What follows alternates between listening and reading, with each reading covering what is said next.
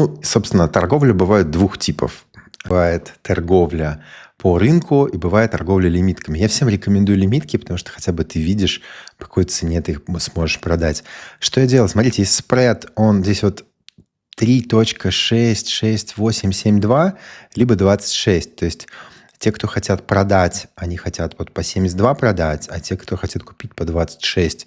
Ну, что я считаю по смарт сделать? Взять где-то посерединке спреда встать. Ну, типа вот здесь вот написать, например, 52 и взять посерединке спреда встать и сказать sell. Это я называю рыбалка.